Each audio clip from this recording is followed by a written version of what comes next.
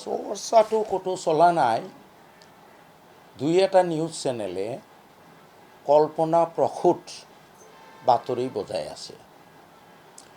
মই ভাবোঁ যে তেওঁলোকে বোধহয় ভিউজৰ আশা কৰি এনেধৰণৰ গোকাত মিছা কথা প্ৰচাৰ কৰি আছে। মই এতিয়া এটা সৰ্বভাৰতীয় দলৰ আমাৰ লেজিসলেচাৰ পাৰ্টি লিডাৰ আৰু 2-3 মাহৰ ভিতৰত খুব এগ্ৰেছিভলি আমি তৃণমূল কংগ্ৰেছৰ সাংগঠনিক কাম কাজ আৰম্ভ কৰিম। আমি ইতিমধ্যে সিদ্ধান্ত লৈছোঁ যে 2031 চনৰ বিধানসভা নিৰ্বাচনত অতি কমেও 20টা আসন আমি মমতা দিদিক উপহাৰ দিম। 2029 চনৰ লোকসভাত অন্ততঃ 2টা আসন উপহাৰ দিম।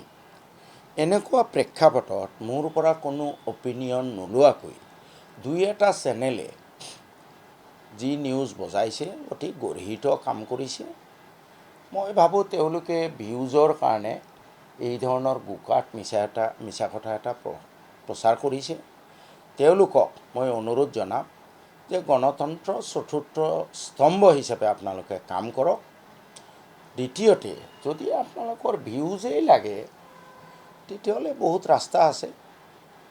আপোনাৰ আজিকালি ছ'চিয়েল মিডিয়াত দেখা পাওঁ আমাৰ বহু মহিলা অৰ্ধনগ্ন হৈ ৰীল বনায় ভিউজৰ কাৰণে। আপোনালোকেও আৰম্ভ কৰক। যিবোৰ চেনেলৰ ভিউজ নাই, গোকাত মিছা কথা প্ৰচাৰ কৰিবলৈ মন আছে, আপোনালোকেও সেইবোৰে আৰম্ভ কৰক। এইবোৰ অত্যন্ত প্ৰিমেচিউৰ কথা বতৰা হয়। বহু ৰাইজে মোলৈ মেছেজো কৰি আছে বা ফোনযোগে জনাই আছে, কিন্তু তেনেকুৱা চিন্তা চৰ্চা এতিয়ালৈ কৰা নাই। আৰু দলীয়ভাৱে কি সিদ্ধান্ত ল'ব এতিয়া আমি ক'ব নোৱাৰোঁ। দলৰ ওপৰত নিৰ্ভৰশীল, গতিকে এইবোৰ কথা সঠিককৈ ক'বলৈ সময় লাগিব। এই প্ৰিমেচিউৰ কথা বতৰাবোৰ বেছি আলোচনা নকৰাই ভাল। ৰাইজৰ ফালৰ পৰা, বহু ৰাইজৰ ফালৰ পৰা এটা ডিমাণ্ড আছে। নিশ্চিতভাৱে হাইকমাণ্ডৰ ওচৰতো এইটো যাব।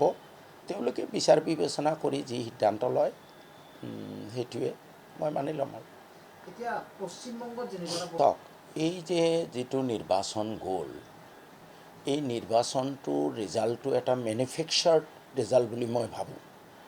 কাৰণ বোধহয় ভাৰতবৰ্ষত প্ৰথম যে বেংগলৰ নিৰ্বাচনত সকলো পলিং অফিচাৰ বাহিৰৰ পৰা অনা হ'ল। বেংগলৰ পুলিচ নিয়োজিত কৰা নহ'ল, পেৰামিলিটাৰী ফ'ৰ্চ নিয়োগ কৰা হ'ল আৰু যুদ্ধসদৃশ পৰিৱেশৰ সৃষ্টি কৰা হ'ল। তাৰোপৰি নিৰ্বাচনৰ আগত 92 লাখ মানুহৰ নাম কৰ্তন কৰা হ'ল। ইয়াৰ উপৰি বিজেপিয়ে হুমায়ুন কবিৰক লৈ এটা পৰীক্ষা কৰিলে। মই ভাবোঁ it is a manufactured result, it is not the real result.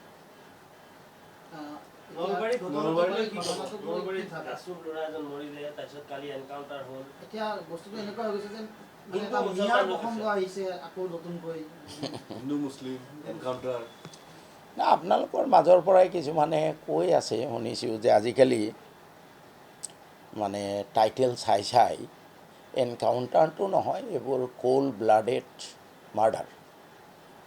Encounter বুলি মই নকওঁ। যোৱা 10টা বছৰে বিজেপিয়ে আইনৰ শাসন চলোৱা নাই।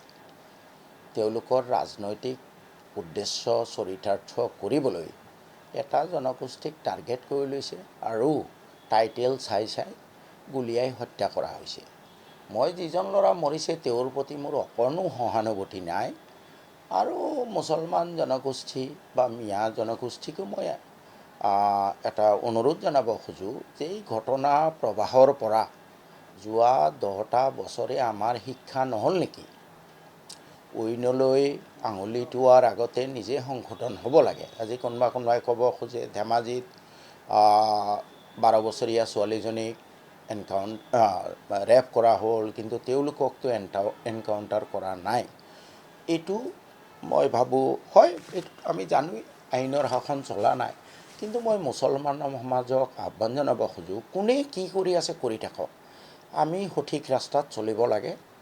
এই 10টা বছৰ এই চৰকাৰৰ এনেকুৱা মন মানসিকতা চায়ো আমি কিয় সংশোধন হোৱা নাই?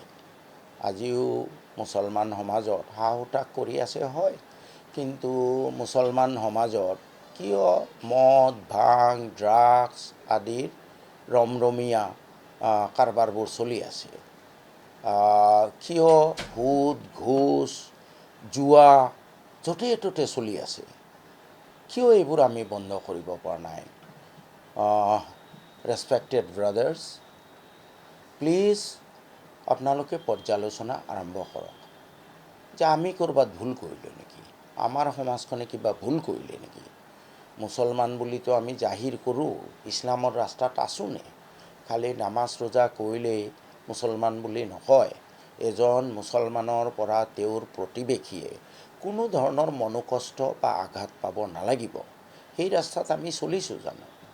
গতিকে মুছলমান সমাজকো অলপ গভীৰভাৱে চিন্তা চৰ্চা কৰিবলৈ অনুৰোধ জনালোঁ, যাতে আমাৰ ফালে কোনেও আঙুলি টোৱাব নোৱাৰে সেই ব্যৱস্থা লওক। বেলেগে কোনে কি কৰি আছে ফৰগেট এবাউট ইট। এতিয়া লাভ জেহাদ বুলিও কয় দেখোন কালি গোটেই ঘটনাটো। These are all political statement বুলি মই ভাবোঁ।